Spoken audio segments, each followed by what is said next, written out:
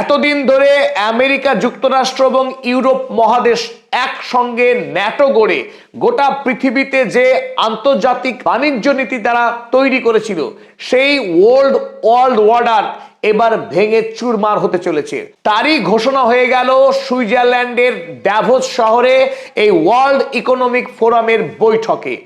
এখানে আমেরিকা যুক্তরাষ্ট্রের যে সাম্প্রতিক দাদাগিরি, তার সাম্প্রতিক যে আগ্রাসী সাম্রাজ্যবাদ শুরু করেছে খোদ ইউরোপীয় মহাদেশের ওপরে, ডেনমার্কের অধীনে থাকা গ্রিনল্যান্ডকে যে কায়দায় আমেরিকা যুক্তরাষ্ট্র কবজা করতে যাচ্ছে, তাতে ইউরোপীয় মহাদেশ শিউরে উঠেছে।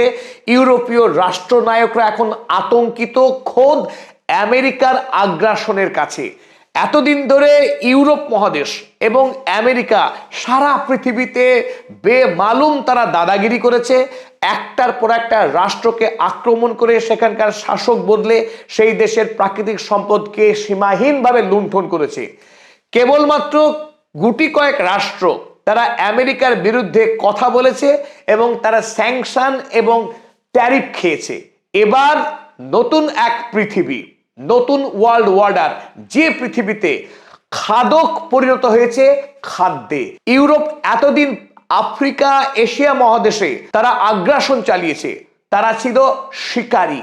এবার খোদ শিকারী এবার শিকার হতে শুরু করেছে আমেরিকার হাতে। ডোনাল্ড ট্রাম্পকে যখন সামরিকভাবে ইউরোপের পক্ষে মোকাবেলা করা এক কথায় অসম্ভব, তখন এই ইউরোপীয় রাষ্ট্রনায়করা খোদ ইউরোপীয় ইউনিয়নের chairman Ursula von der Leyen ঘোষণা করলেন ডি-ডলারাইজেশনের লক্ষ্যমাত্রা।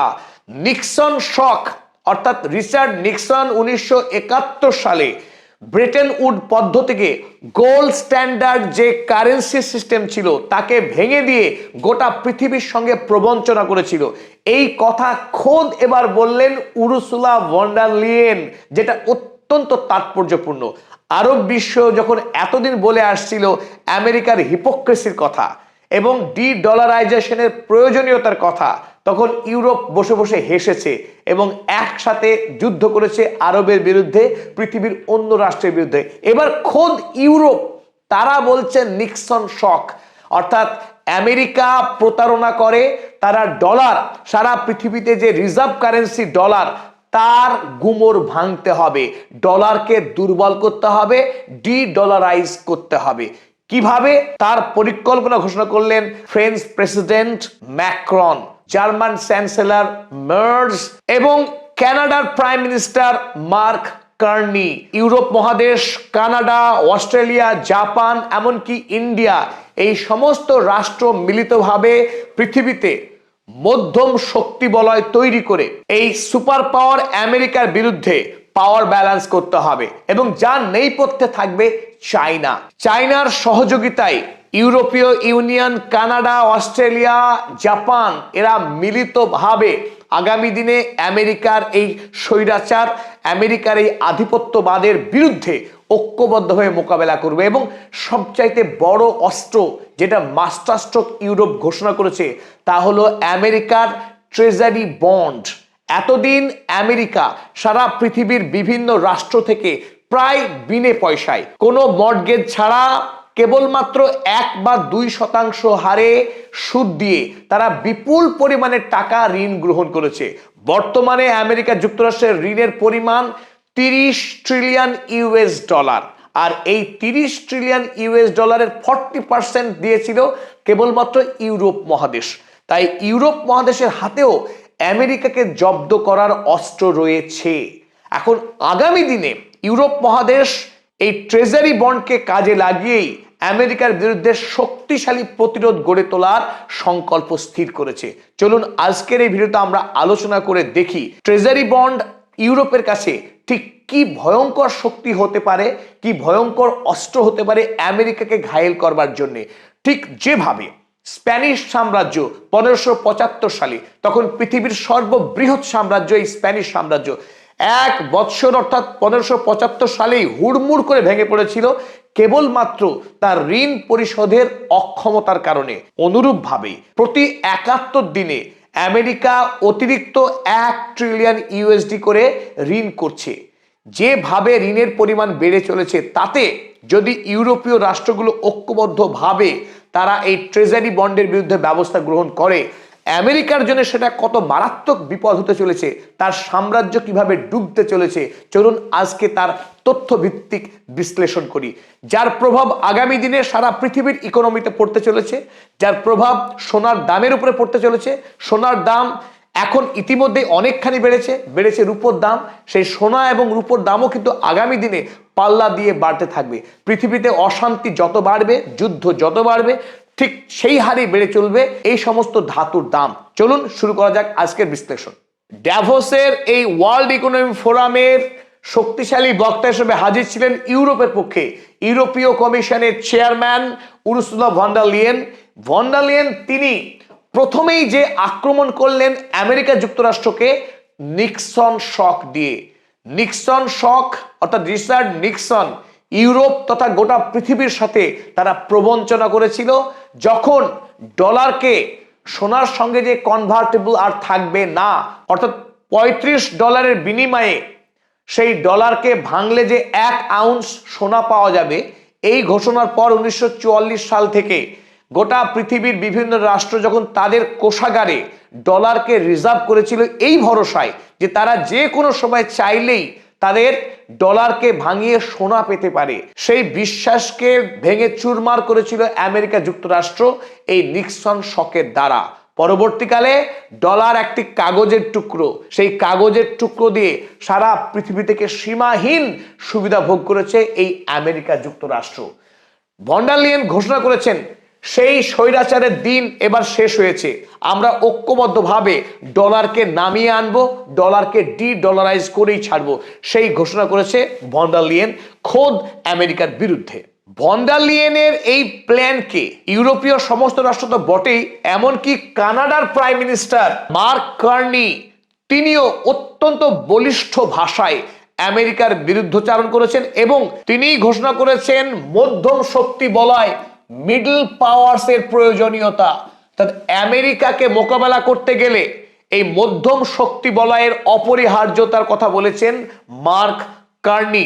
আমেরিকার যে ধারাবাহিক ভীতি প্রদর্শন, অন্য রাষ্ট্রগুলোর উপরে খবরদারি করা, তাদেরকে হেয় করা, এই সংস্কৃতি বন্ধ করতে গেলে আমেরিকার বিরুদ্ধে বুদ্ধিদীপ্তভাবে এবং ঐক্যবদ্ধভাবে লড়াই করতে হবে এবং অত্যন্ত দক্ষতার সাথে মধ্যম শক্তি বলয় তৈরি করতে হবে। এর কোনো অন্যথা হলে আমেরিকা যুক্তরাষ্ট্র সেই রাষ্ট্রের সর্বনাশ করে দেবে। ড্যাভোসের এই বৈঠকে ইউরোপীয় রাষ্ট্রনায়করা যখন নতুন ওয়ার্ল্ড অর্ডার তৈরির কথা বলছেন, তাদের সংকল্পের কথা বলছেন, তাদের এই ঘোষণার মধ্যেই কিন্তু সীমাবদ্ধ তারা থাকেননি। ইতিমধ্যেই ডেনমার্ক, যার সঙ্গে আমেরিকা যুক্তরাষ্ট্রের সংঘাত এখন তীব্র, যার সঙ্গে ডোনাল্ড ট্রাম্পের গ্রিনল্যান্ড জবরদখল করার যে অপচেষ্টা, তার বিরুদ্ধে ডেনমার্কের সাংসদরা এখন প্রতিবাদে মুখর। সেই ডেনমার্ক তাদের আমেরিকার ট্রেজারি বন্ডে দেওয়া 100 মিলিয়ন ইউএসডি যে লোন, তারা ইতিমধ্যেই সেই বন্ড বিক্রি করে দিয়েছে এবং আগামী 1 মাসের মধ্যেই ডেনমার্ক ঘোষণা করেছে তাদের যত টাকা এই ট্রেজারি বন্ডে লোন হিসেবে দেওয়া ছিল সবটাই তারা এবার ফেরত নেবে। এই ঘোষণার মাধ্যমে ইতিমধ্যেই আমেরিকার ট্রেজারি বন্ডে মারাত্মক কম্পন শুরু হয়ে গেছে। আর ডেনমার্ক একা নয়, ইউরোপ যে মিডল পাওয়ার তৈরির কথা বলছে, সেই মিডল পাওয়ার অর্থাৎ মধ্যম শক্তি বলয়ের অন্যতম সদস্য হতে যাচ্ছে জাপান। জাপান এমন একটি গুরুত্বপূর্ণ রাষ্ট্র আমেরিকার ট্রেজারি বন্ডের নিরিখে, কারণ জাপান আমেরিকাকে সব থেকে বেশি পরিমাণ ঋণ দিয়ে রেখেছে। তাই জাপান যদি এই সেল অফ অভিযানে অংশগ্রহণ করে, তারাও যদি বিপুল পরিমাণে ট্রেজারি বন্ড বিক্রি করা শুরু করে দেয়, সেটা আমেরিকার ডেট ফান্ড ম্যানেজ করা সম্ভব হবে না, আনম্যানেজেবল হয়ে যাবে। আর সেই খবর ইতিমধ্যেই আশঙ্কা বাস্তবায়িত হয়েছে। রয়টার্স ইতিমধ্যেই খবর করেছে global bond markets shaken by Japan sell off Greenland ওরিজ।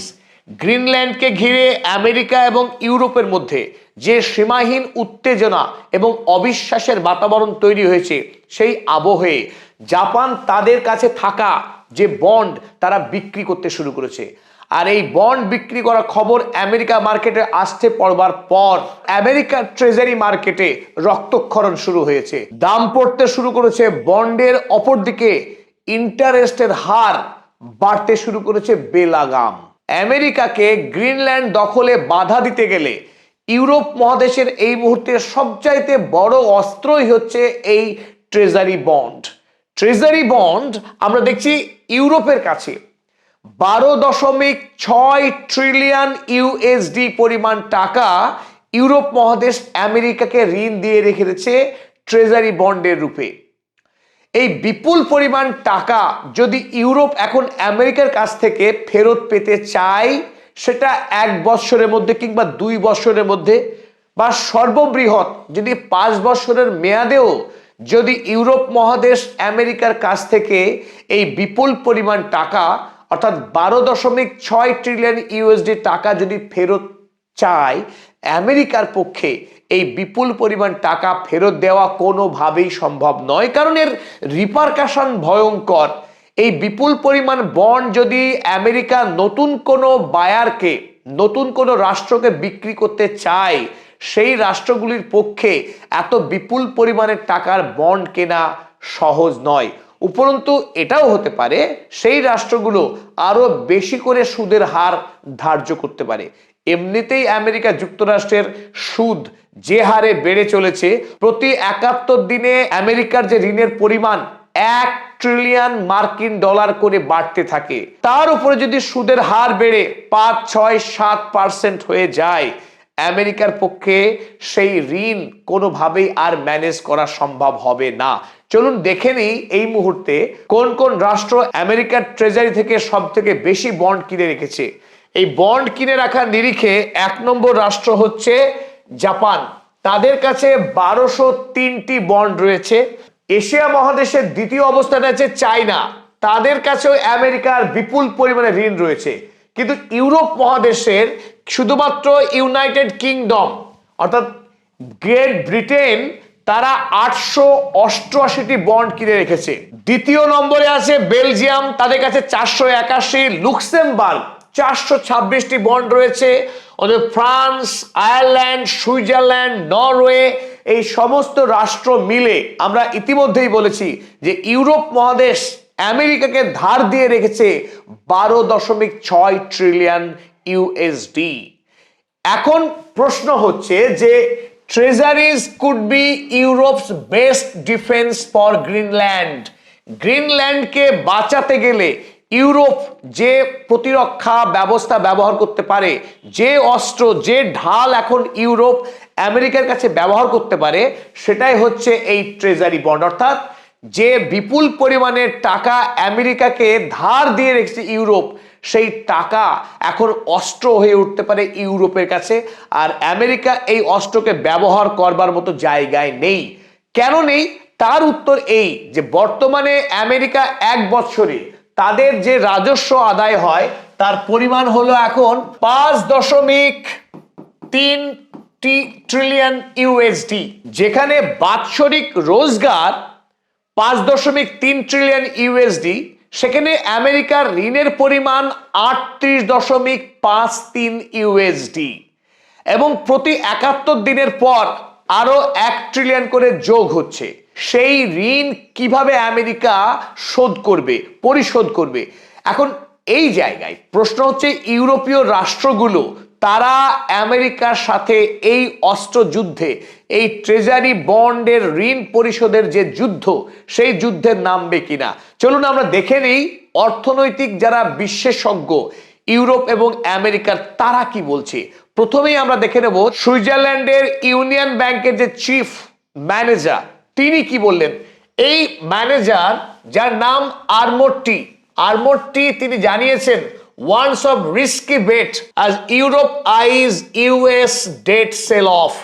Europe তারা ইতিমধ্যেই তারা পাখির চোখ করেছে আমেরিকার এই ঋণপত্র বিক্রি করার। তারা আর আমেরিকাকে স্বল্প সুদে ঋণ দিয়ে তাদের নাক কাটবে না, বরং আমেরিকাকে তারা উচিত শিক্ষা দেবে তারা এই ঋণপত্র বিক্রি করার মধ্য দিয়ে। সেই কথা জানালেন খোদ সুইজারল্যান্ডের ইউনিয়ন ব্যাংকের চিফ ম্যানেজার। অন্যদিকে ভারতবর্ষের অত্যন্ত নামকরা অর্থনীতির একটি সংবাদপত্র ফাইন্যান্সিয়াল টাইমস তা লিখছে, could Europe really leverage its 12.6 trillion pile of US assets? Europe মহাদেশ তার বিপুল পরিমাণের টাকা যেটা আমেরিকাকে ঋণ দিয়ে রেখেছে, সেই ঋণ এবার আমেরিকাকে পরিশোধ করতে কি চাপ দেবে? তারা কি এটাকে অস্ত্র হিসেবে ব্যবহার করবে? এই প্রশ্ন উকি মারছে চীনেও। আমরা দেখছি চীনের দ্য চোজন ডেইলি, এই চীন তারাও একই ভাবনাকে প্রতিধ্বনি করেছে। তারা লিখেছে, can Europe weaponise 12.6 trillion US assets against Trump? যখন ডোনাল্ড ট্রাম্প থাবা বসাচ্ছে ডেনমার্কের সাম্রাজ্যের অংশ গ্রিনল্যান্ডের ওপর, তখন ইউরোপ কি মুখ বুজে সহ্য করবে আমেরিকার এই দাদাগিরি? নাকি আমেরিকাকেও তারা মোক্ষম জবাব দেবে? আর জবাব কি দিয়ে দেবে? এই 12.6 ট্রিলিয়ন ইউএসডি, যেটা ট্রাম্পের পক্ষে কোনোভাবেই এই টাকা এই মুহূর্তে পরিশোধ করা সম্ভব না, কারণ তিনি ইতিমধ্যেই তার সেনাবাহিনীর বাজেট এক ধাক্কায় 50% বাড়িয়েছেন। ছিল 1 ট্রিলিয়ন ইউএসডি, সেটাকে এই বছরে বাড়িয়ে তিনি করলেন 1.5 ট্রিলিয়ন ইউএসডি। তাহলে রাজস্ব আদায় কিন্তু বাড়েনি। যখন বাড়েনি রাজস্ব আদায়, তিনি বাড়াচ্ছেন খরচের বহর। আর সেই টাকা বন্ড বিক্রি করে বাজার থেকে টাকা তুলছে আমেরিকা বেলাগাম। যখন ইউরোপ মহাদেশের রাষ্ট্রনায়করা মিলিতভাবে এই ওয়ার্ল্ড ইকোনমিক ফোরামের বৈঠকে আমেরিকার বিরুদ্ধে যখন যুদ্ধ ঘোষণা করছে, নতুন স্ট্র্যাটেজির কথা ঘোষণা করছে, তখন আমেরিকার মার্কেটের কি অবস্থা! একদিনে সীমাহীনভাবে মার্কেট পড়ে গেল, বেড়ে গেল সুদের হার। চলুন দেখুন একদিনে আমেরিকা কি বিপুল পরিমাণে ক্ষতির সম্মুখীন হলো। এই যে চার্ট আপনারা দেখছেন, এই চার্ট হলো ইউএস ট্রেজারি ইল্ড রাইজিং, অর্থাৎ আমেরিকার যে ট্রেজারি, সেই ট্রেজারির যে সুদের হারের এই গ্রাফ কিভাবে ঊর্ধ্বমুখী, সুদের হার হু হু করে বাড়ছে। এই 18 তারিখে আপনারা দেখুন, 18 তারিখে যখন সুদের হার ছিল ঠিক এই জায়গায়, এখান থেকে বেড়ে ধাপে ধাপে ধাপে একেবারে আকাশের পথে 21 তারিখ সর্বোচ্চ পর্যায়ে গিয়ে হাজির হলো এই সুদের হার। 2008 সালে যখন আমেরিকাতে মহা অর্থনৈতিক মন্দা শুরু হয়েছিল, তখন ট্রেজারির যে সুদের হার তা আকাশ ছুঁয়েছিল। দ্বিতীয়বার এই 2026 সালের জানুয়ারি মাসের 21 তারিখে সর্বোচ্চ পর্যায়ে গিয়ে পৌঁছালো ট্রেজারির সুদের হার, অর্থাৎ 4.7% সুদের হার স্পর্শ করলো 21 তারিখ। এটা একটা মারাত্মক পর্যায়ের সুদের হার, যেখানে আমেরিকা সচরাচর 1%, 1.5%, সর্বোচ্চ 2% কিংবা 2.5% হারে এতদিন তারা বন্ড কিনে আসছিল। সেই জায়গায় সেই বন্ডের সুদের হার বেড়ে হয়ে গেল 4.7%। যদি আগামীতে জাপান, চায়না, ইউকে বা ইউরোপের অন্যান্য রাষ্ট্রগুলো যাদের কাছে বিপুল পরিমাণের বন্ড রয়েছে আমেরিকার, তারা যদি সাঁড়াশি আক্রমণ শুরু করে, তাদের এই বন্ড যদি তারা বাজারে ছেড়ে দিতে শুরু করে, তাহলে আমেরিকার এই সুদের হার কিন্তু আরো বাড়তে শুরু করবে, 5 কিংবা 6% অব্দি স্পর্শ করতে পারে, যেটা আমেরিকার পক্ষে ঋণ পরিশোধের জন্য, অর্থাৎ আমেরিকা ইনসলভেন্ট বা ব্যাংকরাপ্ট হতে বাধ্য হবে। তার একটা নমুনা এটা মনে হতেই পারে আপাতত যে পদাতিক অফিসিয়াল এই কথা বাড়াবাড়ি করে বলছে যে আমেরিকার মতো অর্থনৈতিকভাবে শক্তিশালী রাষ্ট্রের দেউলিয়া হওয়ার কোনো সম্ভাবনাই নাই। চলুন আমরা দেখে নিই তার একটা উদাহরণ। হিস্ট্রি রিপিটস ইটসেলফ, ইতিহাসে অসংখ্য নজির রয়েছে সাম্রাজ্যের উত্থানের এবং সাম্রাজ্যের পতনের। The decline and fall of empire is a natural phenomenon, সাম্রাজ্যের ভাঙন এবং পতন পৃথিবীতে অতি সাধারণ ঘটনা, তারই পুনরাবৃত্তি হয় বারবার। চলুন দেখে নিই কিভাবে স্প্যানিশ সাম্রাজ্য ধ্বংস হয়েছিল। স্প্যানিশ সাম্রাজ্য যখন মধ্য গগনে, পৃথিবীর অধিকাংশ অঞ্চল যখন তার দখলে, গোটা লাতিন আমেরিকা থেকে শুরু করে উত্তর আমেরিকার বিস্তীর্ণ অঞ্চল এই স্পেনের সাম্রাজ্য তখন স্পেনের সামরিক খরচ এবং রাষ্ট্র পরিচালনার খরচ হু হু করে বাড়তে থাকে, রাজস্ব আদায়ের পরিমাণ কমতে থাকে। দেখুন কি অসম্ভব বৈষম্য তৈরি হয়েছিল রাজস্ব এবং ঋণের মধ্যে। যখন স্পেন বাৎসরিক তারা উপার্জন করছে 5.2 মিলিয়ন ডিউক্যাটস, তখন তাদের খরচ হচ্ছে 74 মিলিয়ন ডিউক্যাটস। তখন ঋণ, ডেটের পরিমাণ, ঋণ এবং রাজস্বের মধ্যে ফারাক কত? 14 গুণ, 14 টাইমস। তাদের যা রাজস্ব আদায় বাৎসরিক, তার থেকে 14 গুণ ঋণ হয়ে গেছে স্পেনের। সেই সালটা ছিল 1575 সাল। এই সময়ে অধিকাংশ ব্যাংক তারা মনে করতে শুরু করে স্পেনের পক্ষে এই ঋণ পরিশোধ করা আর সম্ভব নয়। তখন একাধিক ব্যাংক স্পেনের সম্রাটকে তখন চাপ দিতে শুরু করে ঋণ শোধ করতে। আর এই আবহে কিছু ব্যাংক যখন তাদের পাওনা পরিশোধ করে নিতে শুরু করে, তখন কিন্তু এই স্পেনের সম্রাটের কাছে আর ফান্ড ম্যানেজ করা সম্ভব হয়নি। তখন তিনি অতিরিক্ত ঋণ করতে শুরু করেন এবং ঋণের যে সুদের হার, সেই সুদের হার বাড়তে শুরু করে। 5% থেকে ঋণের হার বেড়ে হয়ে যায় 12%। ঋণে 12% হারে সুদ দিয়ে ঋণ গ্রহণ করতে শুরু করে স্পেনের সম্রাট। ফলে পাল্লা দিয়ে ঋণের পরিমাণ বাড়তে থাকে এবং খুব অল্প সময়ের মধ্যেই চারবার স্প্যানিশ সম্রাটকে দেউলিয়া ঘোষণা করতে হয় তার দেশকে। তার দেশের যত সম্পদ, সোনা দানা সব দিয়ে দিতে হয় এই সমস্ত ব্যাংকগুলোকে, অন্যান্য রাষ্ট্রগুলোকে। তারপর তাসের ঘরের মতো ভেঙে পড়ে স্প্যানিশ সাম্রাজ্য।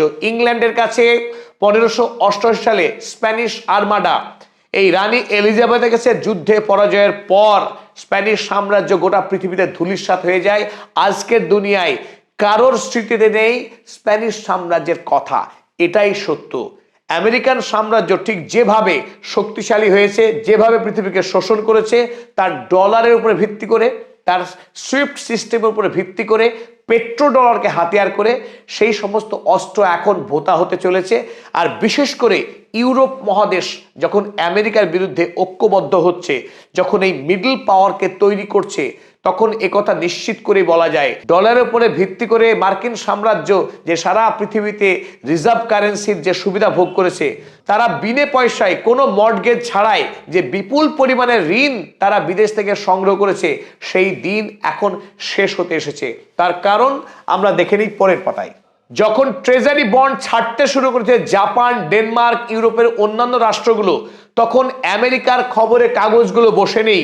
আমেরিকার যারা ইকোনমিস্ট, যারা বুদ্ধিজীবী মানুষ, তারা ডোনাল্ড ট্রাম্পকে তারা দায়ী করছেন আমেরিকার এই অর্থনৈতিক দুর্দশার জন্য।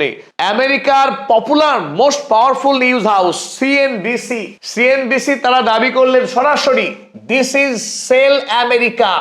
Sell America project Donald Trump যেটা শুরু করেছে, আমেরিকা বিক্রি করার অভিযান, গোটা আমেরিকা বিকিয়ে যাবে যদি এই পথ আমেরিকা না বদলায়।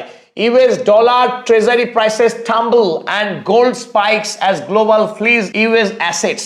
একদিকে যখন সারা পৃথিবীর বিভিন্ন দেশ, বিভিন্ন বাণিজ্যিক সংস্থা আমেরিকার অ্যাসেটগুলোকে হুড়মুড়িয়ে বিক্রি করছে, আমেরিকার ডলারের দাম পড়তে শুরু করেছে। অন্যদিকে সোনার দাম হু হু করে বাড়ছে। যদি এটা হতে থাকে, পৃথিবীর রাষ্ট্রগুলি, সংস্থাগুলি যদি ডলারের উপরে আস্থা হারায়, তাহলে আমেরিকার সাম্রাজ্যের অস্তিত্ব থাকা কোনো সম্ভাবনা নেই।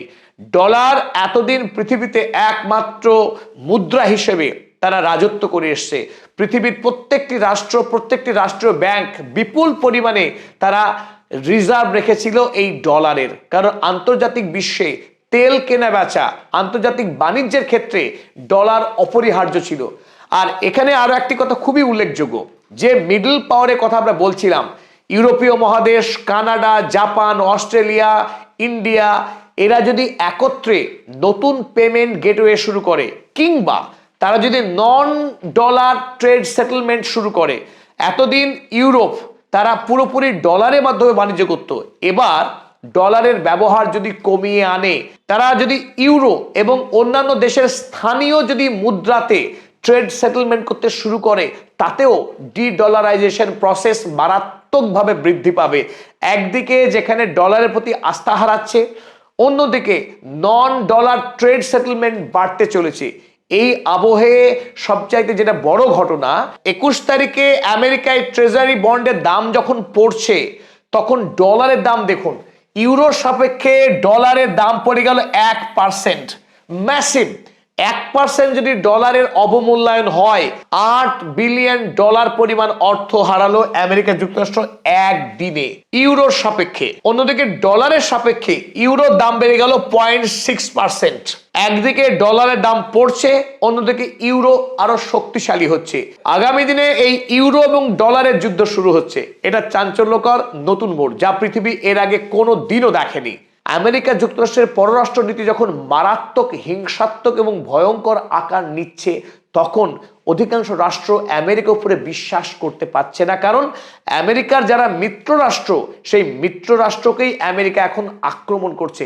স্বাভাবিকভাবে বিশ্বব্যাপী আমেরিকার প্রতি মানুষের ভরসা হারাচ্ছে, আমেরিকার ডলারের প্রতি, আমেরিকার পলিসির প্রতি মানুষের এখন আস্থা তলানিতে। তার অন্যতম কারণগুলো আমরা দেখে নিই। এখন $ট্রিলিয়ন প্রশ্ন হচ্ছে যে ইউরোপ এবং আমেরিকা, ডলার এবং ইউরোর যে যুদ্ধ, ডি-ডলারাইজেশনের খেলা কেন শুরু হলো, তার নেপথ্যে আমরা জানি ইতিমধ্যেই Trump's Greenland grab. Donald Trump থাবা মেরে গ্রিনল্যান্ড কেড়ে নিতে চাইছে, যে গ্রিনল্যান্ড বিগত 500 বছর ধরে ডেনমার্কের সাম্রাজ্যের অংশ ছিল। তা গোটা ইউরোপ মহাদেশ জুড়ে অন্যান্য সমস্ত রাষ্ট্র এখন ডেনমার্কের পাশে দাঁড়িয়েছে, তারা ডেনমার্কের প্রতি সলিডারিটি, ভ্রাতৃত্ব প্রদর্শন করছে। আর এতেই ডোনাল্ড ট্রাম্প ক্ষিপ্ত হয়ে ইউরোপ মহাদেশের রাষ্ট্রগুলির উপরে 10% ট্যারিফ ইতিমধ্যেই তিনি ঘোষণা করেছেন। আবার এও ঘোষণা করেছেন আরো অতিরিক্ত 25% ট্যারিফ তিনি চাপিয়ে দেবেন এই সমস্ত রাষ্ট্রগুলোর উপরে। অর্থাৎ ডোনাল্ড ট্রাম্প তিনি ট্যারিফকে উইপেনাইজ করছেন, অস্ত্র হিসেবে ব্যবহার করছেন, ভীতির পরিবেশ তৈরি করছেন ইউরোপীয় মহাদেশের রাষ্ট্রগুলোর উপরে। দ্বিতীয়ত, তিনি ইতিমধ্যেই ঘোষণা করেছেন 2027 সালের মধ্যে আমেরিকা কমপ্লিটলি ন্যাটো থেকে তারা বেরিয়ে যাবে এবং ন্যাটোতে যে বিপুল পরিমাণের টাকা তারা খরচ করত, সেই টাকা খরচ করবে না। যদিও তারা ন্যাটোতে থাকে, খরচ তারা করবে না, সমহারে খরচ করতে হবে ইউরোপীয় মহাদেশকে। আমেরিকা একা সেই দায়ভার আর গ্রহণ করবে না। অন্যদিকে G7 and it's uncertain future. পৃথিবীতে এতদিন G7 যে রাষ্ট্র, America, Canada, England, Germany, France এবং জাপান, এই 7টি রাষ্ট্র সবচাইতে শক্তিশালী, সমৃদ্ধ এবং শিল্পোন্নত দেশ। তারা মিলিতভাবে G7 যে গ্রুপ তৈরি করেছিল, সেই গ্রুপ সারা পৃথিবীতে তারা খবরদারি চালাতো, তারা সাম্রাজ্য বিস্তার করত। সেই G7 গ্রুপ এখন ভেঙে যাওয়ার পক্ষে, কারণ ডোনাল্ড ট্রাম্পের সাধের বোর্ড অফ পিস, এই বিওপি একাই গোটা পৃথিবীতে এখন সাম্রাজ্য করতে চাইছে। ফলে G7 এর ফিউচার এখন অন্ধকারে। একদিকে ভাঙছে ন্যাটো, ভাঙছে G7, পৃথিবী একেবারে ভয়ঙ্কর একটা ভবিষ্যতের দিকে দাঁড়িয়ে। ওল্ড ওয়ার্ল্ড অর্ডার যেটা বলছিলাম, এতদিন ধরে দ্বিতীয় বিশ্বযুদ্ধের পর পৃথিবী যে নিয়মে চলেছে, সেই নিয়ম এখন টাটা বাই বাই করে দিচ্ছেন ডোনাল্ড ট্রাম্প। অন্যদিকে নো ইন্টারন্যাশনাল ল, পৃথিবীতে আন্তর্জাতিক আইন বলে কোনো বস্তু, তার উপস্থিতি নেই। ডোনাল্ড ট্রাম্প যখন যা ঘোষণা করছেন সেটাই তিনি করছেন। Might is right. এখানে গ্লোবালাইজেশন, লিবারালাইজেশন, বিশ্ব বাণিজ্য, উদার নীতি, এসবের কোনো রকম জায়গা নেই। ডোনাল্ড ট্রাম্প আমেরিকা ফার্স্ট, আমেরিকার স্বার্থই শেষ কথা। তাই ইউরোপ এখন ধুঁকছে। ট্রাম্পস ট্যারিফ থ্রেট, বারবার তিনি এই ট্যারিফের অস্ত্র ব্যবহার করে সারা পৃথিবীতে তিনি এখন আতঙ্কের আবহ তৈরি করেছেন। এই আতঙ্ক থেকে এখন ইউরোপ মহাদেশ এবং কানাডা, জাপান, অস্ট্রেলিয়া, এই সমস্ত রাষ্ট্রগুলো একটা সেপারেট মিডল পাওয়ার তৈরি করে আমেরিকাকে মোকাবেলা করতে চাইছে। এই হচ্ছে বর্তমান বাস্তবতা। তাই আজকের আলোচনায় যে বিষয়টি আমরা তুলে ধরলাম, তার গুরুত্ব সীমাহীন। আগামী দিনে প্রতিদিন একটু একটু করে এই ঘটনা আরো বেশি ডেভেলপ হবে, আর আমরা তার প্রতিটি বিষয়ে ফলো আপ করতে থাকবো। সঙ্গে থাকুন, দেখতে থাকুন।